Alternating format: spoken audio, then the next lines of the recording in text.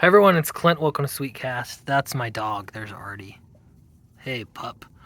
Anyway, I'm outside right now because Wednesday nights are extremely busy for me. Um, I volunteer with the church, and I do what they would call like young men's activities. Anyway, that's neither here nor there. I know I need to make a video, so here I am. We just tore down a shed that was here. Hopefully this doesn't dox anything. I don't think so. There was a shed there on that patio in the distance. Right there. And it was massive. It went like that high. And I tore that thing down. And so that was pretty busy. And now we have this new cement pad over there. And I've been trying to spend more time with my kids, particularly my son, who he's getting a little bit older. He's getting to that age where he kind of needs a father more present. Not that I've been absentee or anything like that, but he needs a little bit more attention. He's a tween. Anyway, so we've been skateboarding, and I got this thing right here, blunt steel. It's a bar that you start over here, and this has something to do with comics, I promise. You start over here, you don't have to jump, you don't have to ollie, you just ride up that. That's it. And then you can ride along the top and feel like you're awesome. And that seems really easy, but it's not at first.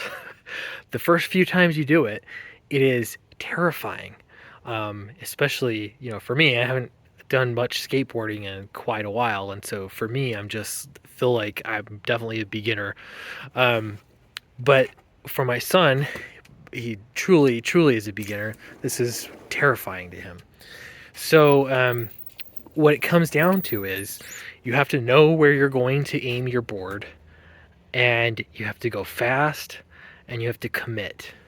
And part of that commitment is that every human being has this thing inside of them, this natural instinct that tells you that you don't want to be injured. And so it's going to prevent you from being injured.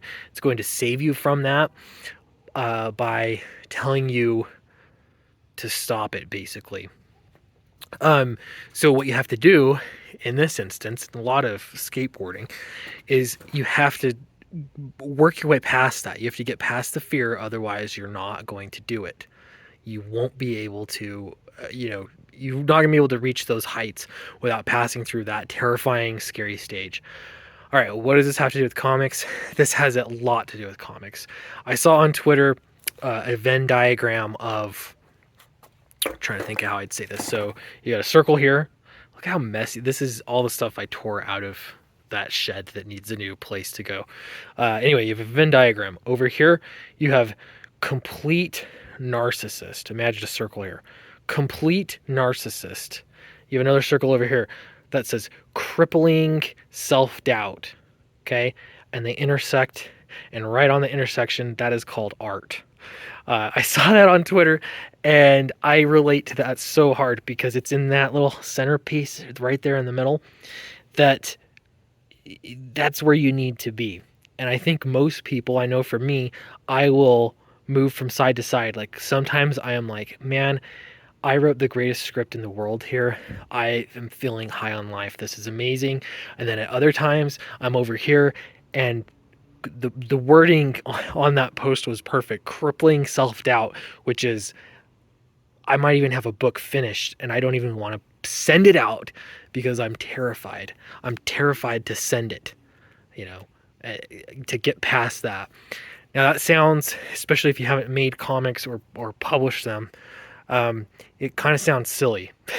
And it sort of is silly. But when you also look at this bar right here, this thing is 4 inches off the ground. That's it. Look, it goes right up there, 4 inches off the ground. It doesn't matter.